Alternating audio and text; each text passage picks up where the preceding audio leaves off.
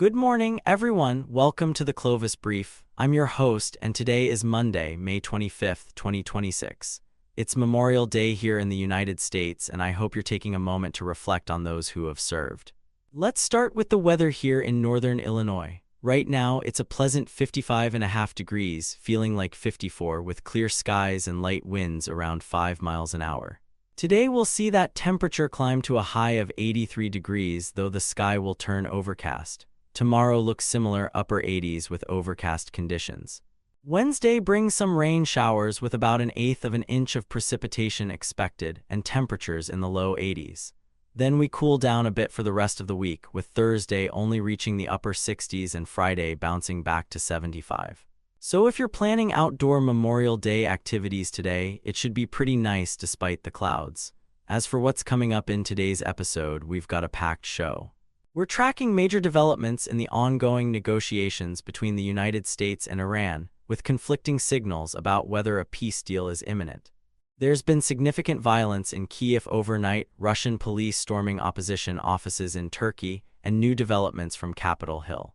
Locally here in Chicago, we have some tragic shootings to report, including the death of a 2-year-old and some law enforcement troubles in Indiana.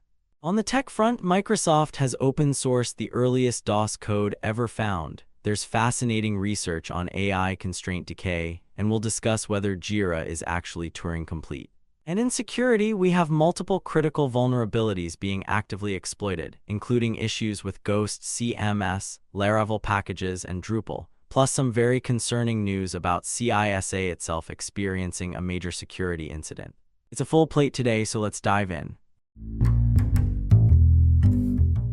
Starting with our world and U.S. news, the biggest story today is the emerging but uncertain status of negotiations between the United States and Iran.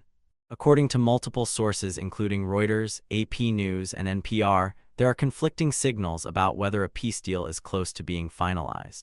Reuters reports that Iran said this morning that conclusions have been reached on many topics in a potential memorandum with the United States, but emphasized that no deal is imminent.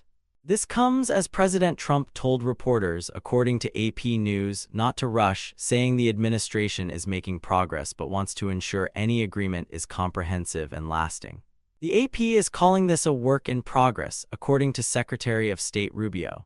What makes this particularly complex is reporting from NBC News indicating that Trump's emerging plan to end the Iran war is drawing criticism from hardline Republicans who believe any deal would be too soft on Tehran. The stakes here are enormous. We're talking about potentially ending a conflict that has drawn in multiple nations and threatened global energy supplies through the Strait of Hormuz. PBS NewsHour reports that the deal appears to focus on de-escalation in the Persian Gulf, with possible provisions around Iran's nuclear program and sanctions relief. But as BBC News notes, oil prices have already begun sliding on hopes of a deal, showing how markets are reacting to even the possibility of reduced tensions. Meanwhile, the situation in Ukraine remains dire. Reddit's World News community is heavily focused on what BBC News describes as a massive Russian ballistic missile and drone attack on Kyiv that has killed at least 4 people and injured over 100. AP News confirms that Russia used hypersonic Orshnik missiles in this mass attack, with damage reported in every district of the Ukrainian capital. This represents one of the most significant attacks on Kyiv in recent months. On a more positive note, Reuters reports that Finland's president stated that figures show Ukraine is in its best position since the war began, though the ongoing violence clearly tells a complicated story. Switching to domestic political news, there's significant upheaval in the Democratic Party. NPR Politics reports that Senator Cory Booker said the Democratic Party desperately needs new leadership, while ABC News and multiple sources confirm that Representative Alexandria Ocasio-Cortez is taking more concrete steps toward a 2028 presidential run. This comes as the party continues its soul-searching after recent electoral setbacks.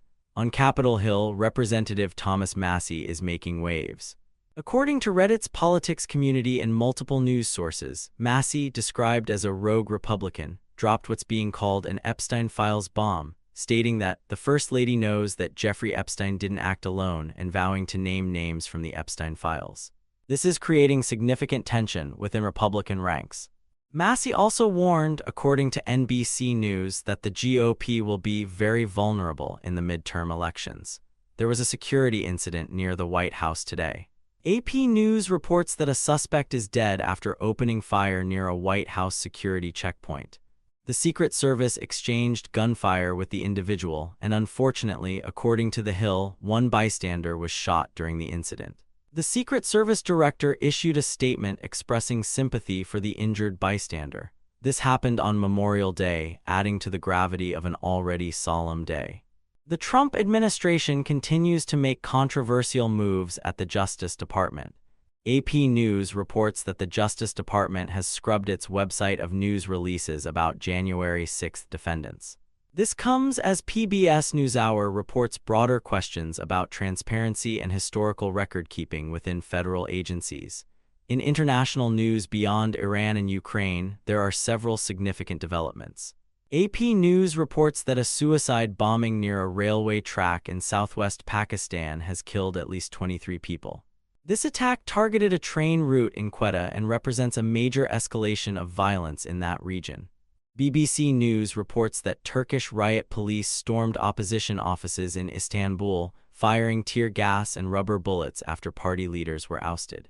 PBS NewsHour confirms that police forced entry into CHP offices, marking a significant escalation in Turkey's internal political tensions. This is part of a broader crackdown on opposition parties by President Erdogan's government. There's a concerning global health story developing. Ars Technica reports that an Ebola outbreak is now the third largest recorded and is spreading rapidly. AP News adds that suspected Ebola cases in Eastern Democratic Republic of Congo have passed 900, with health workers struggling due to aid cuts. This is particularly worrying given the region's limited healthcare infrastructure and the challenges of containing Ebola in conflict zones. In Asia, NPR reports that Secretary of State Rubio is making his first official visit to India, aiming to rebuild trust between Washington and Delhi.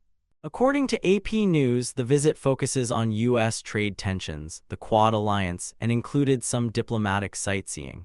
This is part of the administration's broader effort to strengthen partnerships in the Indo-Pacific region as a counterbalance to China. And finally, in space news, Ars Technica reports that SpaceX's Starship V3, still described as a work in progress, was mostly successful on its first flight. This represents continued progress in SpaceX's development of what could become the world's most powerful operational rocket system. Now let's turn to what's happening here at home in Chicago and across Illinois. It's been a violent weekend in the city, and we have several serious incidents to report. Most tragically, WGN Chicago reports that a 2-year-old child is dead after a shooting in the Pullman neighborhood. Details are still emerging, but this represents yet another heartbreaking case of a very young child being killed by gun violence in Chicago. Our thoughts are with that family today. WGN also reports that 4 teenagers were shot during an after-prom party near Little Village overnight. According to Chicago police, the shooting happened in the early morning hours and all 4 victims were transported to area hospitals. Their conditions weren't immediately available, but this continues the troubling trend of violence affecting young people in the city, particularly around school events. In another incident, WGN Chicago reports that 5 Chicago police officers were hit by a car while trying to break up a gathering on the near west side. Police say the officers were responding to a large crowd when a vehicle struck them. The severity of their injuries wasn't immediately clear, but this highlights the dangers officers face even in crowd control situations. Moving to our northern suburbs, there's a concerning law enforcement story out of northwest Indiana. WGN News reports that the new police chief of Chicago, Indiana, that's the town of Chicago in Indiana, not the city, has been accused of selling seized guns to a pawn shop. This is obviously a serious allegation involving the potential mishandling of evidence and confiscated weapons. The investigation is ongoing, but it raises questions about oversight and accountability in small-town police departments. On a lighter note for Memorial Day, WGN put together a helpful guide on what is and isn't open today. Most government offices are closed, as are banks and the post office. Many retail stores are open, often with special Memorial Day sales, though hours may vary. If you're planning to run errands today, it's worth calling ahead. Looking at the weather again specifically for Chicagoland, WGN's meteorologists are forecasting sunshine and temperatures in the 80s for Memorial Day. So despite the overcast prediction I mentioned earlier from Open Meteo, local forecasters are a bit more optimistic. Either way, it should be decent weather for any outdoor Memorial Day observances or gatherings you have planned. And Reddit's Chicago community had an interesting post over the weekend. Someone spotted what appeared to be a Mario Kart vehicle near Loyola University. The post got hundreds of upvotes and sparked a fun discussion about the various unusual vehicles people have seen around the city. It's these little moments of levity that remind us Chicago has character beyond the headlines. Moving on to technology news, let's start with a piece of computing history. Ars Technica reports that Microsoft has open-sourced what they're calling the earliest DOS source code discovered to date. This is fascinating for anyone interested in the history of personal computing. We're talking about code that predates the widely known DOS versions and provides insight into the very early development of the operating system that helped launch the PC revolution. The code has been released on GitHub, and computing historians are already diving into it to understand the evolution of DOS architecture. What makes this particularly interesting is that it shows just how much of modern computing's foundation was built on relatively simple code by today's standards. There's important new research on AI limitations. A paper on Archive highlighted on Hacker News with over 200 points discusses constraint decay, the fragility of LLM agents in back-end code generation. The researchers found that large language models, when tasked with generating backend code, tend to progressively lose track of constraints and requirements over longer sessions. Essentially, the AI starts strong but gradually forgets or violates rules it was given earlier. This has significant implications for anyone using AI coding assistants for serious development work. You can't just set it and forget it. The paper suggests this is a fundamental limitation of current transformer architectures rather than something that can be easily fixed with better prompting. Here's a fun one from Hacker News that got a lot of attention. Someone demonstrated that Jira, the project management software, is actually Turing complete. The post has 180 points and spawned a lively discussion. What does this mean? Essentially, through clever use of Jira's automation rules, custom fields, and workflow configurations, you can theoretically compute anything that's computable, the same theoretical capability as any programming language. Of course, this is more of an academic curiosity than a practical observation. No one should actually try to implement complex algorithms in Jira workflows. But it's a reminder that many systems we think of as simple business tools can have surprising computational depth. There's an interesting story about someone who spent 50 hours drawing a line graph. Hacker News gave this 545 points. The author, Doug McDowell, wrote about the painstaking process of creating a hand-drawn, meticulously researched visualization. What makes this compelling isn't just the time investment, but the philosophy behind it. In an age where we can generate charts in seconds with AI or spreadsheet software, there's something valuable about the deep understanding that comes from manually crafting a visualization. You notice patterns, anomalies, and relationships that automated tools might miss.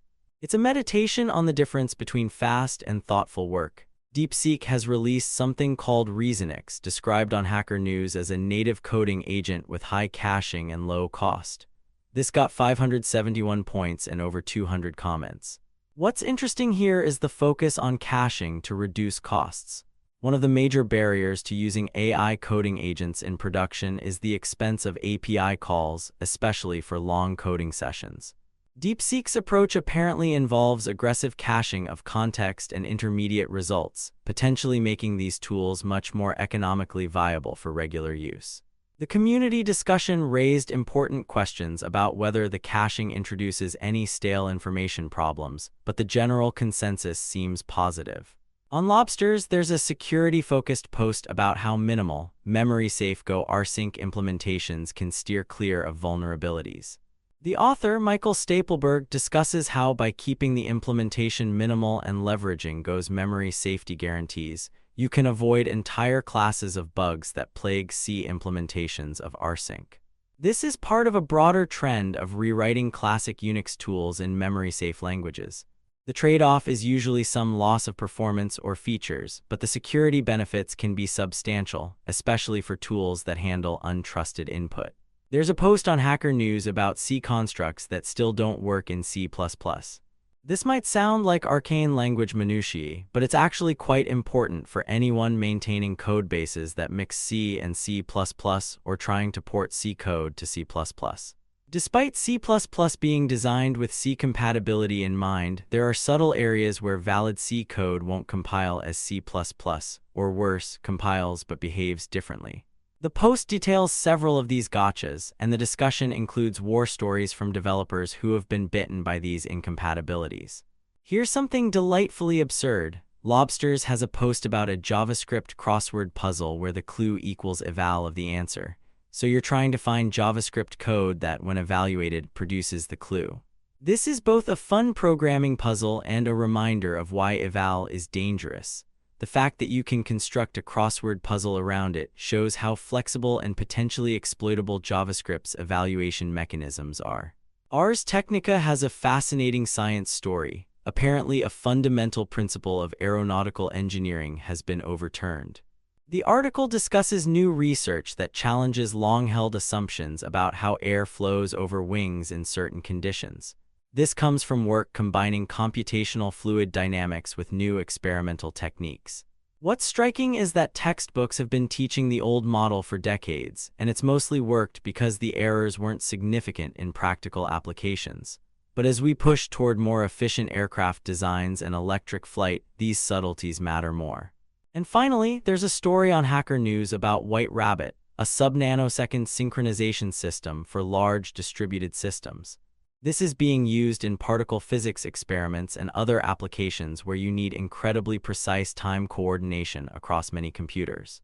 The fact that we can synchronize clocks to better than a billionth of a second over network connections is genuinely impressive and enables research that simply wouldn't be possible otherwise.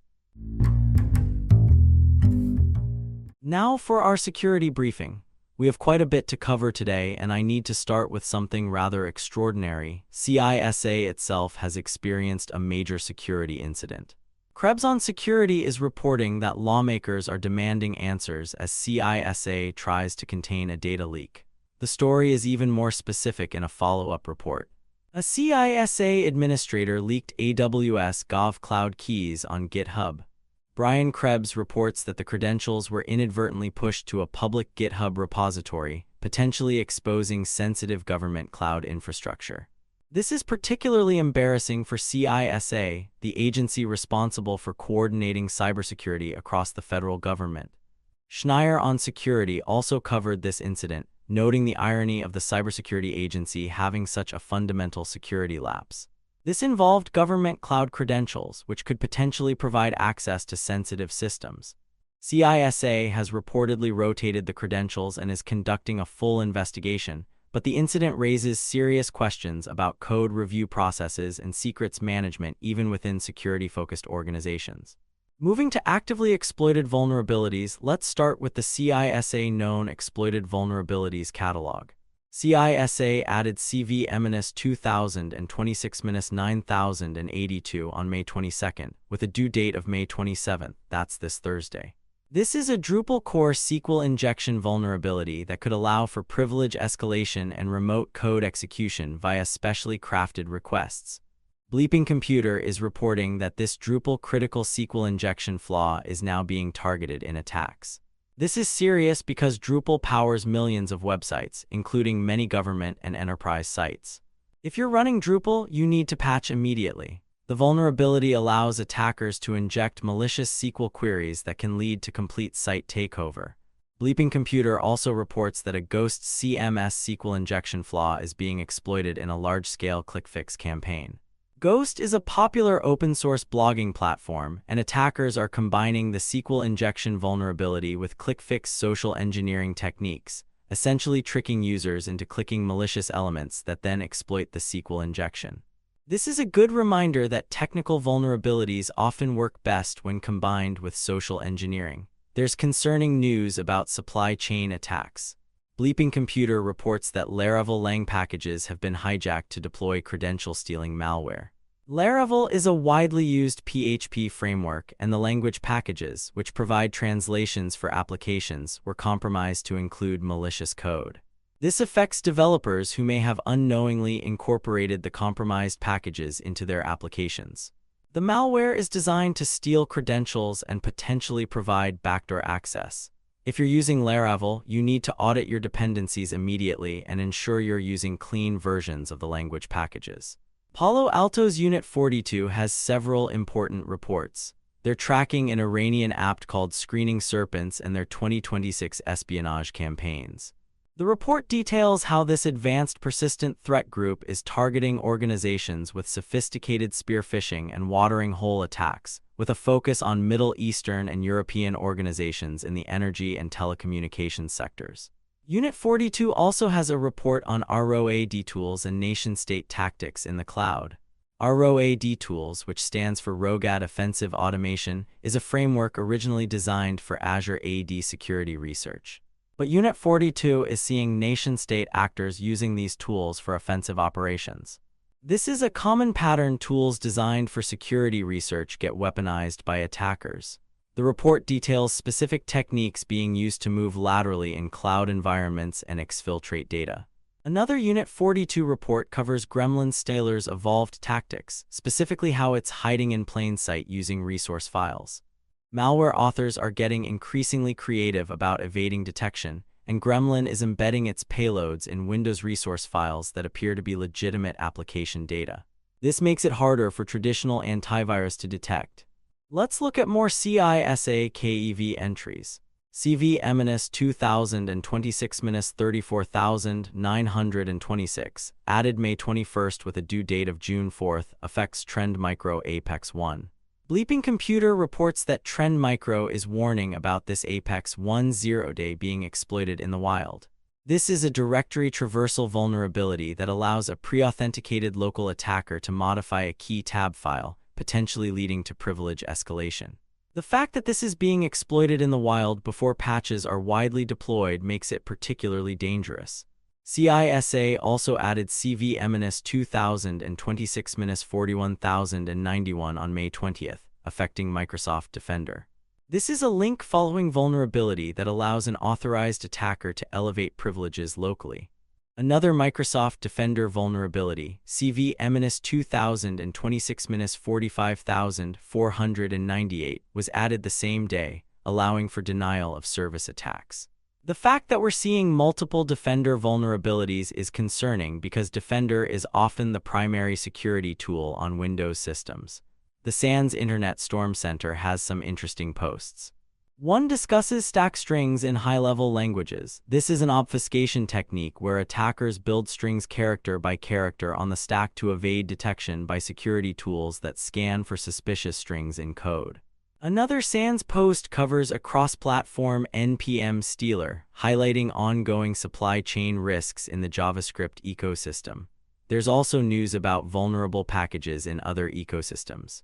Unit 42 published an update to their NPM threat landscape analysis, detailing the attack surface and mitigations for the NPM supply chain. Given how many modern web applications depend on NPM packages, understanding these risks is crucial. Krebs on Security reports that the alleged Kimwolf botmaster, known as Dort, has been arrested and charged in both the US and Canada. Kimwolf was a botnet primarily used for DDoS attacks and cryptomining. The arrest involved cooperation between US and Canadian law enforcement and represents a significant takedown of cybercrime infrastructure. Looking at some older vulnerabilities that CISA added on May 20th, we have several from 2008, 2009, and 2010 that are apparently still being exploited. CV 2008-4250 is a buffer overflow in Microsoft Windows Server Service. CV 2009-1537 affects DirectX. CV 2009-3459 is in Adobe Acrobat and Reader, and there are several Internet Explorer use after-free vulnerabilities from 2010. The fact that CISA is adding these older CVEs suggests they're seeing active exploitation. probably targeting unpatched systems in industrial or other specialized environments that haven't been updated in years. The NVD recent CVEs section shows some very old vulnerabilities being cataloged. We're talking 1999 here, things like the debug command in sendmail and buffer overflows in BSD password. These are historical entries being properly cataloged, but it's a reminder of how far we've come in security practices. Many of these ancient vulnerabilities could give root access with trivial exploits. Schneier on Security has a post about a macOS kernel memory corruption exploit. This represents a serious vulnerability in macOS core, potentially allowing attackers to gain kernel-level access. Apple has released patches, but as always with kernel vulnerabilities, this is something to take seriously and patch immediately. SANS ISC reports that Wireshark version 4.6.6 has been released. While this isn't strictly a security briefing item, Wireshark is a critical tool for network analysis and security investigation, so keeping it updated is important for security teams. One more international law enforcement story from Bleeping Computer. The Netherlands has seized 800 servers of a hosting firm that was enabling cyberattacks. This was a major operation targeting a bulletproof hosting provider, services that provide infrastructure to cybercriminals with minimal questions asked. The seizure disrupted numerous criminal operations and represents significant international cooperation in fighting cybercrime. Good morning, welcome to the second half of the Clovis brief. Currently in Wonder Lake, Illinois, it's 55 degrees under clear skies, feeling like 54. We're looking at a high of 83 today with overcast conditions later. Now let's dive into artificial intelligence and machine learning. Starting with research, there's a fascinating new paper on arXiv about constraint decay in LLM agents. The paper, arXiv 2605.06445, examines what happens when large language models are used as autonomous code generation agents, particularly in backend development scenarios. What the researchers found is pretty concerning. They discovered that as conversations with LLM agents get longer and more complex, the models progressively lose track of the constraints and requirements they were initially given. The agents start generating code that compiles and might even run, but violates the original specifications, security requirements, performance constraints, architectural decisions. The researchers call this constraint decay, and they found it happens across multiple models including GPT-4, Claude, and open-source alternatives. What makes this important is that it's not just about the models forgetting, it's about them confidently producing incorrect solutions that look right on the surface. The paper suggests this is a fundamental challenge for agentic AI systems, not something that just gets better with more training data or bigger models. For anyone building production systems that rely on AI code generation, this is a wake-up call about the need for robust validation and testing layers. Speaking of AI agents, over on Hacker News there's significant discussion around DeepSeek ReasonX, which is being described as a native coding agent with high caching efficiency and very low operational costs. According to the discussion, DeepSeek has essentially built an agent framework that's optimized specifically for coding tasks, with intelligent caching that reduces the number of API calls needed. Users are reporting that compared to other agentic frameworks, ReasonX maintains context better across longer coding sessions while using a fraction of the compute resources.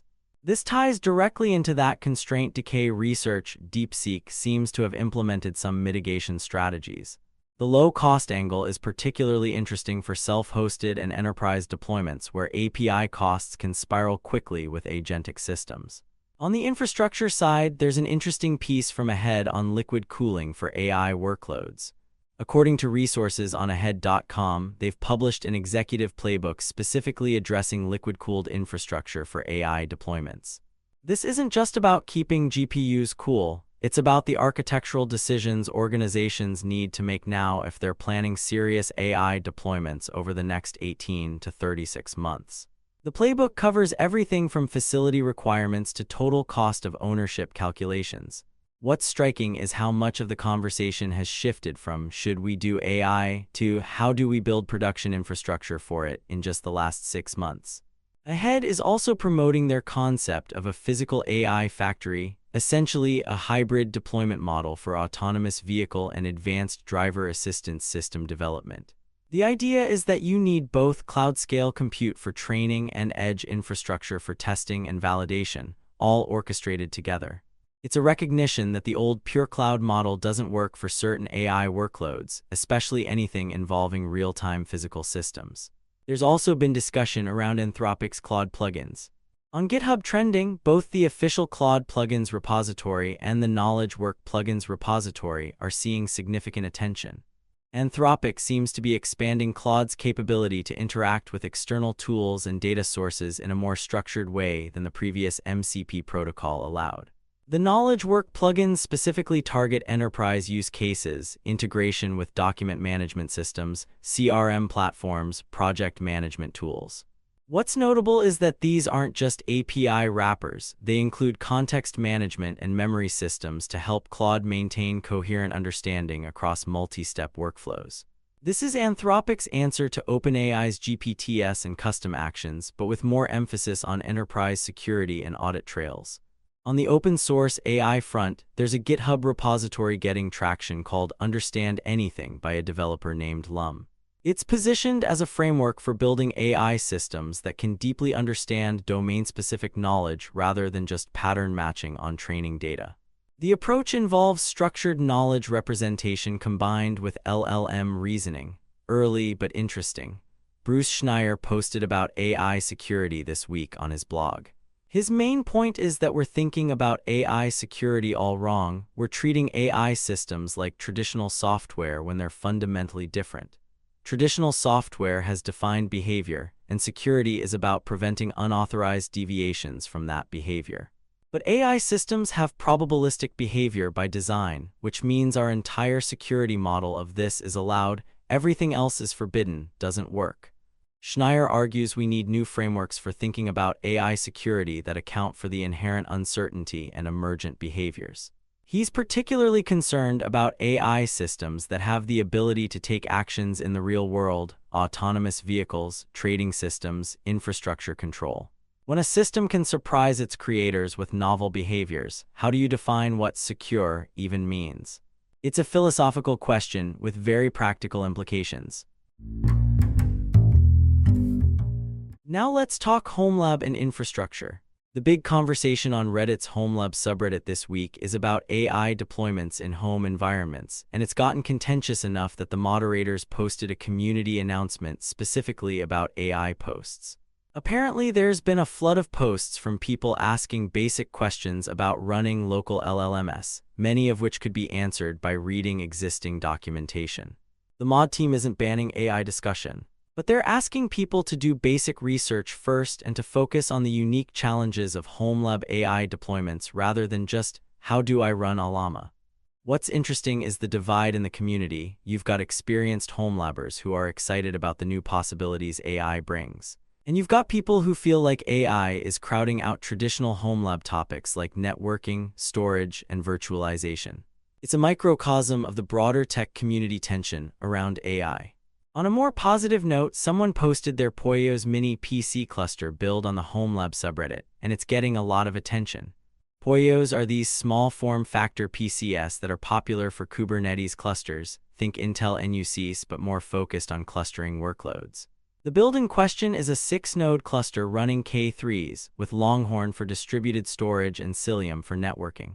What's clever about the setup is the power distribution. Instead of 6 separate power bricks, they're using a single high-wattage USB-C PD power supply with a custom distribution board. Total power draw for the cluster is around 100 watts, which is remarkable for the compute density.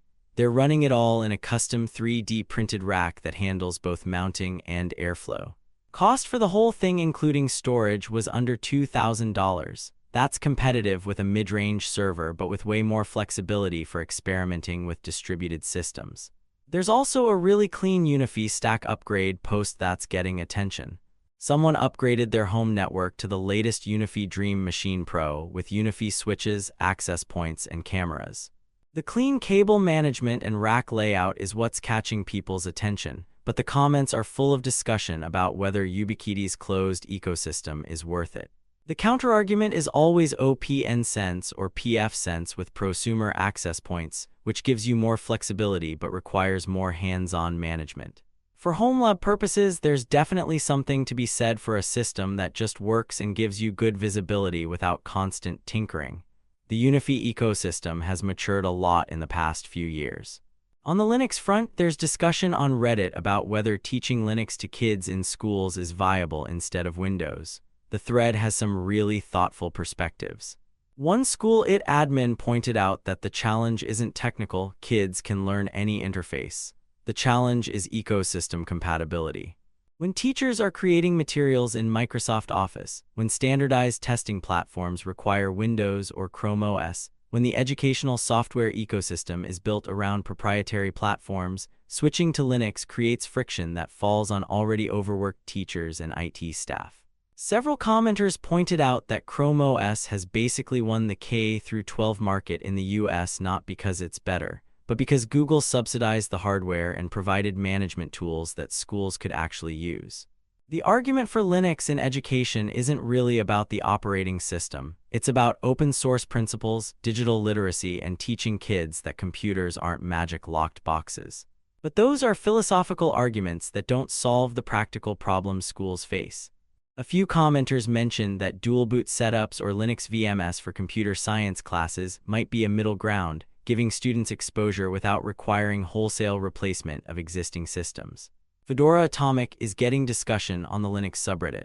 For those not familiar, Fedora Atomic is an immutable desktop variant where the base system is read-only and updates are atomic. Either the whole update succeeds or nothing changes. Applications are handled through Flatpak or containers. The model is similar to Chrome OS or SteamOS. What's interesting is the growing momentum behind immutable desktops in general. The traditional Linux model where users can modify anything anywhere is powerful, but it's also fragile and hard to support.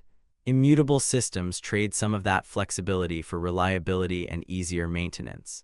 For home lab purposes, the question is whether you want your desktop to be a tinkering platform or a stable base for running containers and VMs. There's no right answer, but it's interesting to see the Linux desktop community seriously exploring more lockdown models. On the GitHub trending list, there's a project called Building Pi with Pi by developer Armin Ronasher. It's a meta-commentary on open source infrastructure and sustainability, using the mathematical constant pi as a metaphor. Ronasher argues that we keep rebuilding the same fundamental tools and infrastructure, package managers, build systems, deployment tools, because the existing ones either don't quite fit new use cases or have sustainability problems. Each generation of developers essentially rebuilds Pi from scratch rather than building on stable foundations. It's a thoughtful piece about the costs of constant churn in the open source ecosystem and the challenge of maintaining infrastructure that everyone depends on but few want to fund. Ahead has several new resources worth mentioning. There's a piece on their site about reimagining IT operations with agentic AI. The argument is that we're moving from AI as an assistant to AI as an autonomous operator for certain classes of infrastructure management tasks. The example they use is anomaly detection and remediation. Instead of an AI tool that alerts a human who then investigates and fixes the problem, you have an AI agent that detects the anomaly, determines the appropriate remediation, and executes it, with humans in an oversight role. This is controversial for obvious reasons, giving AI systems the ability to modify production infrastructure. But Ahead's position is that for certain well-defined, low-risk operations, the safety and reliability benefits of immediate automated response outweigh the risks. They're also clear that this requires new governance models and safety rails. Another resource is about ServiceNow Knowledge 2026, their take on what actually matters from the conference and what organizations should do about it. And they have a Defenders program specifically for the post-Mythos world, addressing how security teams need to adapt now that macOS kernel memory corruption exploits are a reality. That ties into Schneier's point about AI security. The threat landscape is changing faster than our defensive models. Let's move to science and space. NASA has several updates this week. First, they're setting coverage for a Roscosmos spacewalk outside the International Space Station. This is notable because it's a Russian crew performing the EVA, and NASA is providing coverage through NASA TV. Despite all the geopolitical tension between the US and Russia, the space partnership has remained remarkably stable. The spacewalk is for external maintenance and hardware installation. Coverage begins Tuesday evening. There's also news about the Jet Propulsion Laboratory. NASA has announced they're competing the contract for JPL management. JPL has been managed by Caltech since 1936, but NASA is opening it to competition. This is significant. JPL is responsible for most of NASA's robotic exploration missions, including Mars rovers, outer planet probes, and Earth science satellites. The move to compete the contract is about accountability and performance, but it's also controversial. Caltech's management of JPL has been stable for nearly 90 years, and there's concern about disruption to ongoing missions. On the other hand, some argue that fresh management could bring new perspectives and more efficient operations. The competition process will take several years, so there's no immediate change. NASA is also putting out a call for creatives to help with mission storytelling. They're looking for artists, writers, designers, and multimedia creators to help communicate the story of NASA's missions to the public. This is part of a broader effort to make space exploration more accessible and engaging. If you're interested, the details are on nasa.gov. On the space technology front, SpaceX conducted the first flight of Starship version 3, and it was mostly successful. Version 3 includes significant design changes from version 2, different heat shield tiles, modified control surfaces, and a new thrust vector control system. The launch and boost phase went perfectly. The ship reached orbital velocity and completed its coast phase. During re-entry, there was some tile damage and higher than expected heating in certain areas, but the vehicle survived and made a controlled landing in the Indian Ocean. SpaceX is calling it a successful test flight despite the re-entry issues. They got data on exactly where the thermal protection system needs improvement. Version 4 is already in production with those fixes incorporated. The pace of iteration is remarkable. They're flying a new version of the largest rocket ever built every 2 to 3 months and learning from each flight. Beluga whales are in the news for passing the mirror test, though scientists caution about interpreting what that means. The mirror test is when you mark an animal and see if they recognize the mark on their own reflection, indicating self-awareness.